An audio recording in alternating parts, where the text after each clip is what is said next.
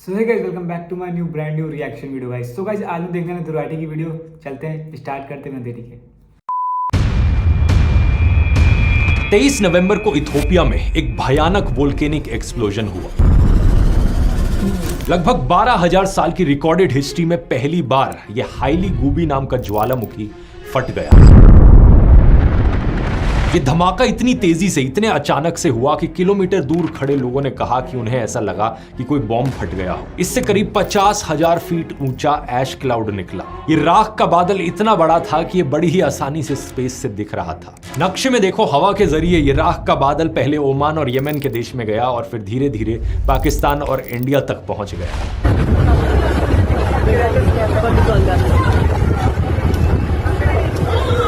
इसी की वजह से दिल्ली में कई सारी फ्लाइट्स भी कैंसिल हुई, क्योंकि इन बादलों के आसपास फ्लाइट्स को ऑपरेट करना बहुत रिस्की होता है। इन ऐश क्लाउड्स में बहुत छोटे छोटे पत्थर और कांच के पार्टिकल्स और क्रिस्टल्स होते हैं। अगर ये किसी भी हवाई जहाज के इंजन पर लग जाए तो बड़ी ही आसानी से उसके इंजन को बंद कर सकते हैं। ऊपर से एरोप्लेन के शीशों पर ये छोटे से रेजर ब्लेड्स की तरह काम करते हैं। कॉकपिट की विंडोज पर ये आ गए तो सैंड पेपर की तरह उसे घिसने का काम करेंगे। इतना स्क्रैच कर देंगे शीशे को कि पायलट्स को कुछ आगे दिखाई ही नहीं देगा। इसलिए इंडिया के अलावा मिडिल ईस्ट में भी कई सारी फ्लाइट्स को कैंसिल किया गया और अब ये ऐश क्लाउड धीरे धीरे बढ़ रहा है चाइना और म्यांमार की तरफ। ये वोल्केनिक इरप्शन अपने आप में इतना पावरफुल था कि इसके धमाके की आवाज 190 किलोमीटर दूर के शहरों तक सुनाई दे रही थी और बगल के पड़ोसी देश जिबूटी तक भूकंप के झटके महसूस किए गए थे। करीब 28 किलोमीटर दूर इथोपिया के अफदेरा रीजन में कई सारे गांव पूरी तरीके से राख में ढक गए।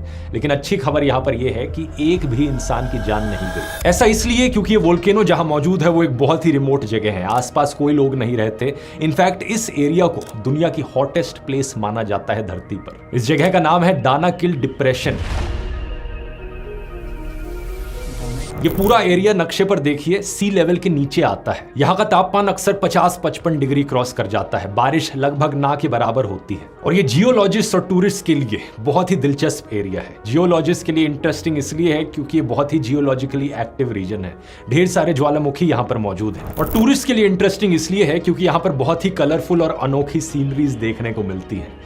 ये देखिए जरा, देखकर ऐसा लगता ही नहीं कि ये धरती पर हो। बहुत ही कमाल के येलोइश, ग्रीनिश, ब्लूइश से कलर्स देखने को मिलते हैं यहाँ हो रहे केमिकल रिएक्शंस की वजह से। अब यहाँ पर एक सवाल आपके मन में आएगा कि ऐसा आखिर क्या हुआ कि हजारों सालों बाद ये ज्वालामुखी एकदम से फट गया। तो इसके पीछे छुपी है दोस्तों एक बड़ी ही दिलचस्प कहानी अफ्रीकन कॉन्टिनेंट के दो हिस्सों में टूटने की।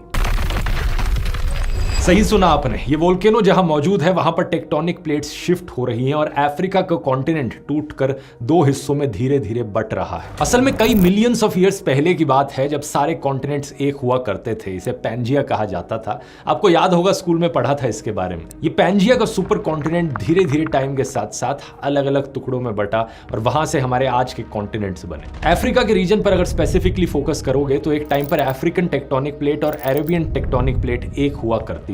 लेकिन जब ये धीरे धीरे अलग हुई तो इनके बीच जगह बनी और वहां पर आया रेड सी और गल्फ ऑफ ईडन। अब हो क्या रहा है दोस्तों, क्योंकि ये टेक्टोनिक प्लेट्स हमेशा मूव करती रहती हैं, अब धीरे धीरे अफ्रीकन प्लेट भी दो हिस्सों में टूट रही है, नूबियन प्लेट और सोमालियन प्लेट में। इथोपिया का ये वाला रीजन जहां पर ये हाईली गुबी ज्वालामुखी मौजूद है, यहां पर तीन प्लेट्स एक साथ मिलती हैं, नूबियन, सोमालियन और अरेबियन टेक्टोनिक प्लेट्स। अब यहां पर ये तीनों प्लेट्स धीरे धीरे एक दूसरे से दूर होती जा रही हैं और जमीन तीन हिस्सों में टूट रही है। इस जगह को अफार रिफ्ट कहा जाता है। लेकिन ये रिफ्ट अपने आप में एक बड़ी ईस्ट अफ्रीकन रिफ्ट का हिस्सा है। अफ्रीकन कॉन्टिनेंट में यहां से साउथ की तरफ देखोगे तो एक पूरी लाइन सी बन रही है, करीब 6000 किलोमीटर लंबी लाइन जो रेड सी से होते हुए इथोपिया, कीनिया, टांजानिया, मालवी और मोजाम्बिक तक जा रही है। यही वो लाइन है दोस्तों जिस जगह से अफ्रीकन कॉन्टिनेंट के टूटकर दो हिस्से होंगे आने वाले समय में। अब यहां पर जब मैं आने वाले समय की बात कर रहा हूं तो जियोलॉजिकल टाइम स्केल की बात हो रही है, तो इंसानों के पर्सपेक्टिव से फिर भी बहुत लंबा समय है। ये पूरा बंटवारा होने में साइंटिस्ट का मानना है 5 से 10 मिलियन ईयर्स का समय लग सकता है, क्योंकि ये दोनों कॉन्टिनेंटल प्लेट्स एक दूसरे से धीरे धीरे दूर जा रही हैं 2 से 5 सेंटीमीटर पर ईयर के रेट से।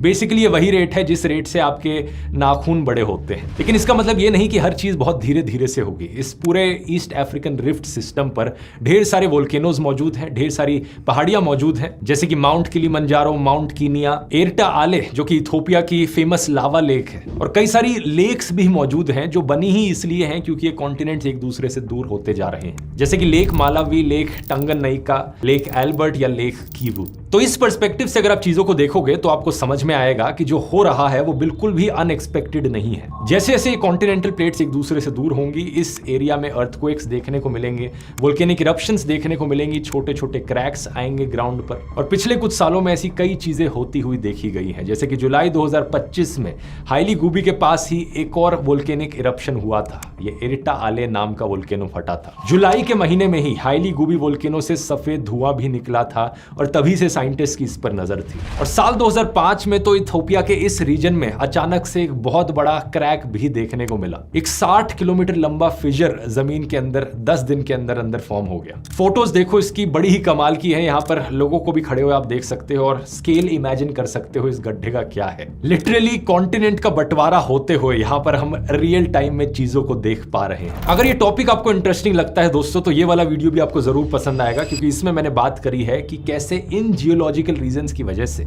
जापान दुनिया का सबसे डेंजरस देश है। इन्हीं टेक्टोनिक प्लेट्स की मूवमेंट्स की वजह से जापान में सबसे ज्यादा वोल्केनोज और सुनामीज देखने को मिलते हैं। यहां क्लिक करके देख सकते हो। सो गाइज यार, मैंने काफ़ी टाइम बाद भाई रिएक्ट किए दुराठी की वीडियो पे।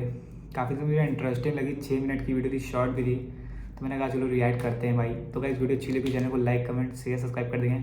मिलते हैं नेक्स्ट रिएक्शन में, तब तक के लिए बाय बाय।